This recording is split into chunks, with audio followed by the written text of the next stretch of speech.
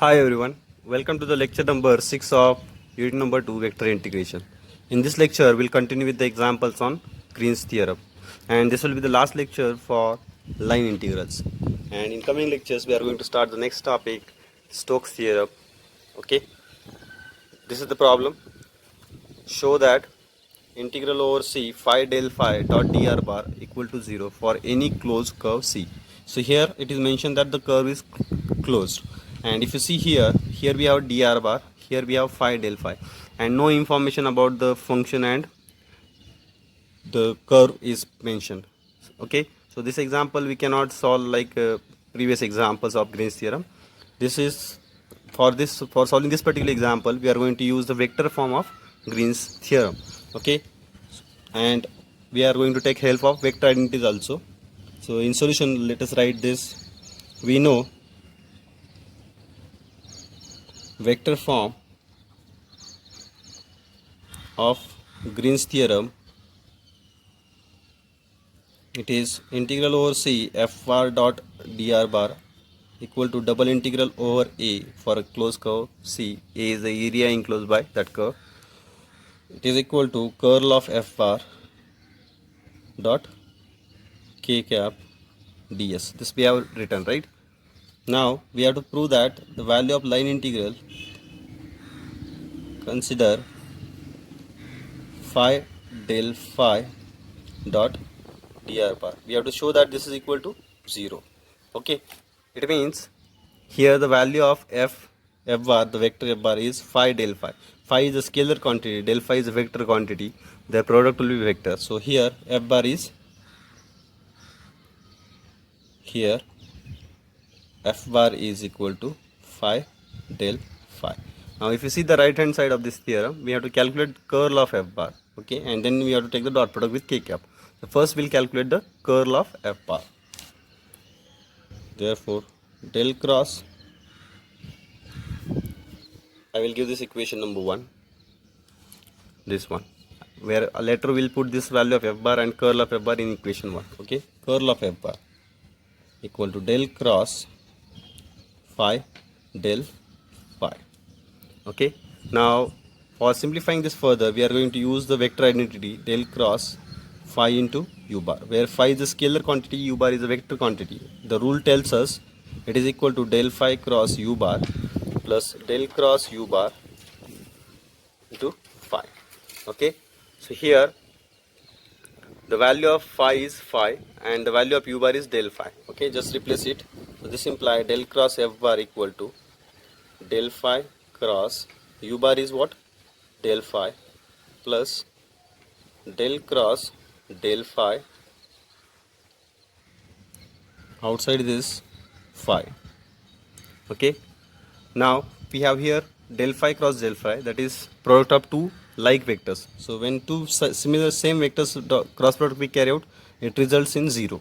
Okay, and another thing, del cross del phi we have here, that is curl of grad phi we have, curl of grad phi we have, so that is also equal to 0. So finally this will result in 0 bar.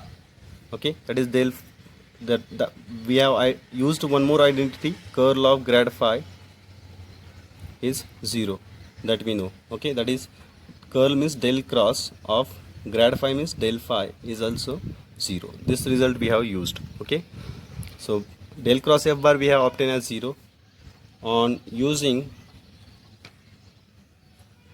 above values in 1. So your equation becomes integral over C f bar is what? Phi del phi dot dr bar equal to double integral over A 0 bar dot k cap ds. Now if you take the dot product of 0 vector with any vector, it will be equal to 0. Okay, and hence the required. Now the last type of problem on Green's theorem we are going to cover after this, verification of Green's theorem problem.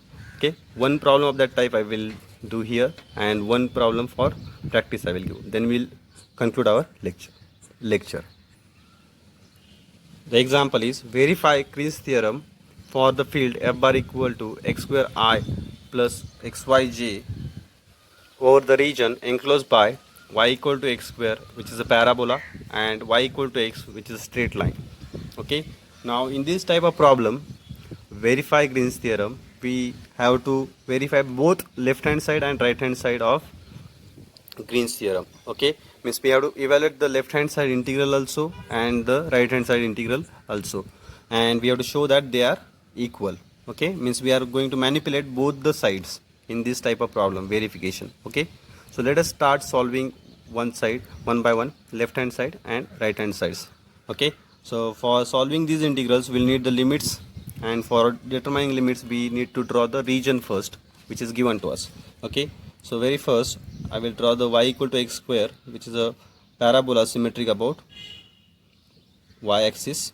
This is y equal to x square, and the straight line passing through origin is y equal to x. This is the straight line. Now we have 2 points of intersection. One is origin 0 0, and here the point of intersection. At this point y equal to x square also, y equal to x also. So if we put y equal to x here, we'll get x equal to 1. So the point of intersection will be 1 1. Okay, so we have this is the region enclosed by that curve, and this is the curve C. Okay, now consider this curve in anti-clockwise direction. Okay, now so there are, this is, denote this point by O, this point of intersection by A.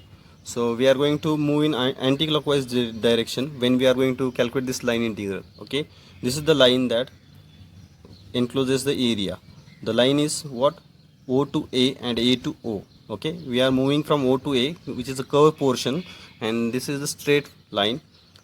Okay, so this is our C. So when we are going to integrate, when we are going to calculate this line integral, we'll first calculate over O to A, then we'll calculate over A to O, and we are going to do the addition of both integrals. That will give us the required integral over C. Okay, and in both, while moving from O to A, the limits will be different, and while moving from A to O, the limits will be different. Only one care you have to take, you consider the anti-clockwise direction while moving. Okay, don't move from O to A by this way, means don't move first over straight line then over curve. First you move over curve, then over straight line. Okay, for evaluating line integral. And the left, while evaluating the double integral, we'll select a vertical strip or horizontal strip to find the limits of x and y, and we'll solve this using the process of double integrals. So let us calculate first left hand side. So for convenience, I have denoted one point over the parabola P for understanding the anti-clockwise direction. So the path OPA will be the path over parabola, and the path AO will be the path over the straight line.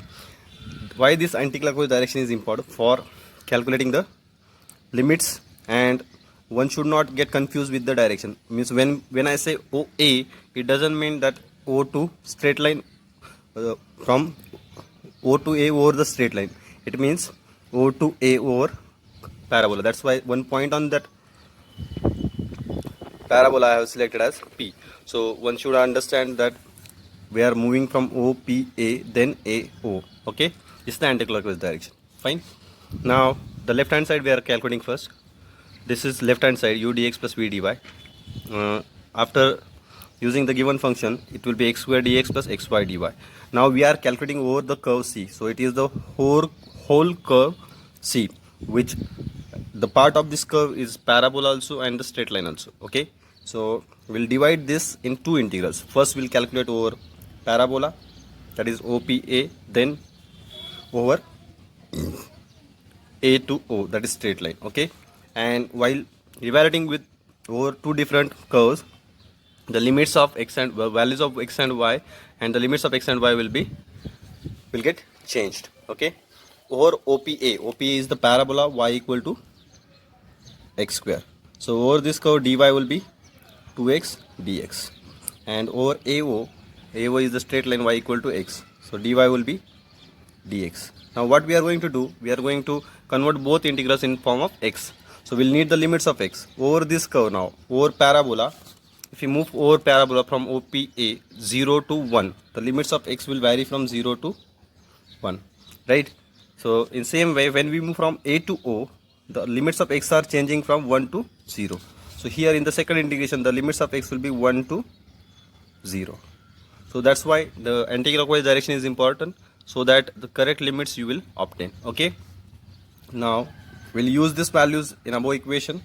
So we'll have 0 to 1 for the first integration. X square dx will keep as it is.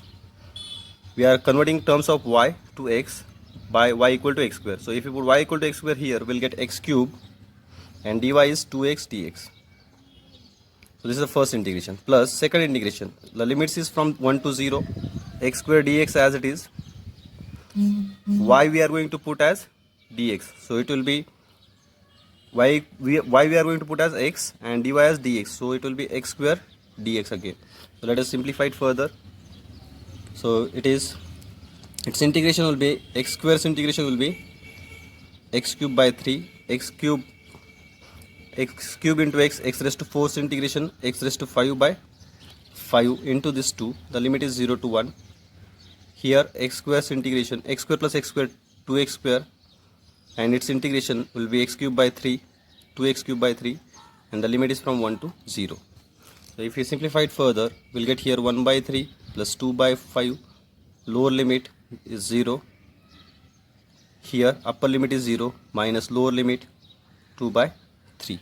So after simplifying it, we'll get here 5 plus 6, 11 by 15 minus 2 by 3, which is equal to 11 minus 10, 1 by 15. The answer is 1 by 15. This is the answer for left hand side. I will give this equation number 2 now. Now we'll calculate the right hand side. This is the right hand side. Del v by del x minus del u by del y dx dy. If you differentiate v with respect to x, you will get y. If you differentiate u with respect to y, you will get 0. So it will be y dx dy. Now for calculating double integral, we need the limits of x and y. So this is the region of integration. I have drawn here one more time. So this is the curve y equal to x square. This is the curve y equal to x. If I select a vertical strip, the limits of y will be, the lower limit of y will be over this curve, which is y equal to x square, and the upper limit will be over the straight line y equal to x. This type of calculation we have done already in previous standard. Okay. Now the limits of x, if you vary this strip from left to right, x will vary from 0 to 1 over this region. So the limits of x are 0 to 1 from the figure, and the limits of y are x square to x. Now let us use it here. The limits, variable limit we give for inner integral x square to x, and the constant limits we give for outer integral y. This is the function. With respect to y we are integrating, so dy first and then x. So let us calculate. We have to show that this is equal to 1 by 15. Okay, then only left hand side will be equal to right hand side.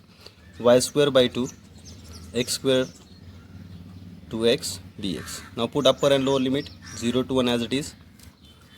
After putting upper limit, it will be equal to x square by 2.